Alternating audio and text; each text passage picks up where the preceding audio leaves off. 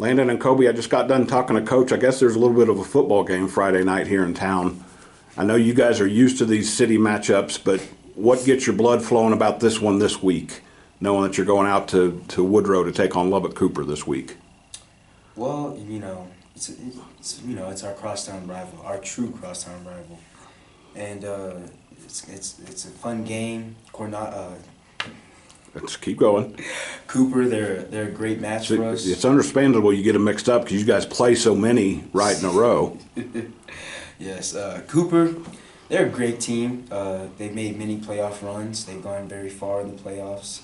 And, as a non-district game, they prepare us well for our district games.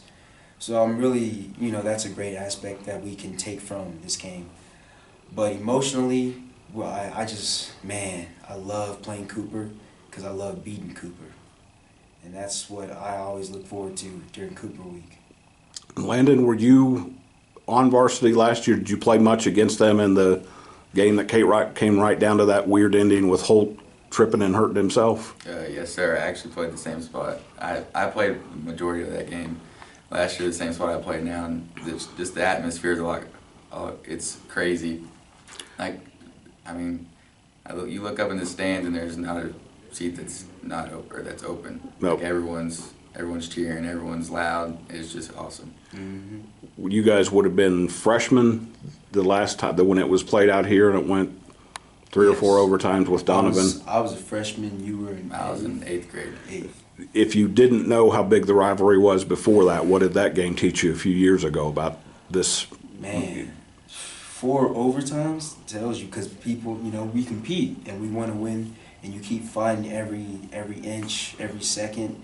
And I learned then and there, it's not, because I knew we were rivals in middle school, but I knew then it was like this is the team. We can lose any other, non-district game, but this team, we better win. We better dominate. We got to be physical. We got to be tough. We got to think turnover. We got to get the ball back to our offense. We got to get it to Hud and Landon over here, let them do their thing.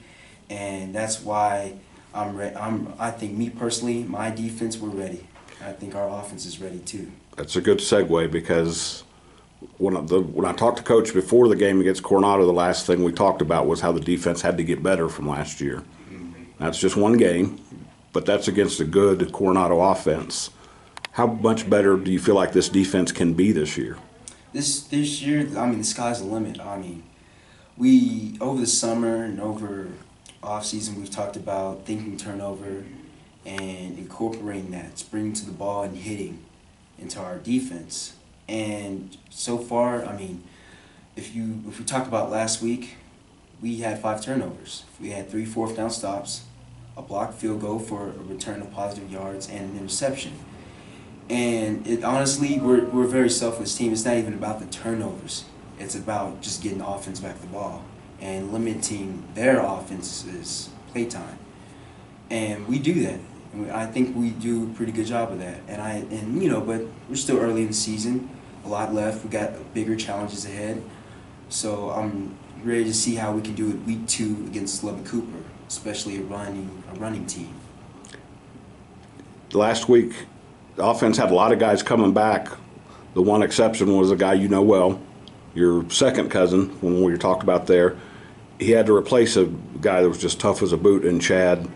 Give me your assessment of how Hutcheson did, because you heard me ask him. I bet he had an entire body bruise when he woke up Saturday morning. He showed me a lot of toughness the other night. Yes, sir. I think he did really well. A lot of things. There's always things that we can go back and look at and say, should have done this, should have done that. But for the most part, I think he did an awesome job of just being tough, taking all the hits, and scrambling when he had to, and trying to make plays when there wasn't really anything to make. Coach looked at me like I had a third eyeball in the middle of my head when I asked him this after the game. Not having Tate, how much did that, in a way, maybe help you guys moving forward so that you could kind of see what you needed to do when one of your big weapons wasn't available? Yeah, I think it showed us a lot. You always got to have the mentality of next man up, and we can't just be sorry that we didn't have him. And we always love to have Tate. He's a great player. But when he's not there, we got to be ready and step up for the next person and keep going from there. You pretty glad that he's going to be back on the field this week, though? Yes, sir. How much does that change things for you guys, like you and Leighton especially? Because that's somebody else the defense really has to kind of probably lose sleep about this week, I would guess. Yes, sir. It kind of just spreads the defense out. I mean, having Tate just adds another big weapon to our offense, and they kind of don't really know. They can't guard all of them at the same time, so it just helps out a lot just to spread out the ball. I want you guys to talk about each other's units here. You've faced the defense all last spring, summer ball, and now what have you seen from them that shows you that they have taken a step forward since last year? They're running to the ball, hitting. Like, I thought they did a really good job against Coronado last week, and us as an offense didn't do very well, and we got to pick them up this week and be a lot better. They're doing a heck of a job out there getting us the ball faster, minimizing their time on offense, and we just got to react to that and help them out. Landon talked about the explosiveness. To me, this is maybe the most explosive offense Frenship has had in the last 4 years. You had Donovan a few years ago, but with the different receivers, with a tough young quarterback, with the backs, what you've seen about your offense, what do you like about them, Kobe? Just about everything. I mean, we have a young group, but younger kids, they can be like timid. Freshmen, sophomores coming in, but our guys, they're not timid. They like it. They like getting to the ball. Getting the ball. They like running. They like being physical. And especially our O-line, we have a young O-line group with Isaiah at center leading it, and they're just the same. So with our offense, I'm not worried about anything. I fear nothing. I mean, they're great. We have a great receiving core. We got a great O-line. Heck, I mean, we have great running backs. Hud, let Hud do his thing. I mean, anything can be done on offense. That's what I feel like. Last thing, offensively, you guys got the big play late, and you just missed a couple of them early. I think you had the one that got called back by a penalty. How different will it be once you guys get a few of those early in the game to kind of ease the tension a little bit for the offense? I think if we start out hot and just follow our game plan and do our job, that we'll be pretty good. I don't think it'd be hard to stop us if we do the little things right, and that's what we struggle with against Coronado. That was kind of a sermon this week, from what I understand. Yes, sir. And defense, you had a couple of the trick play got you, but you didn't give up huge big plays. But what do you want to tighten up this week?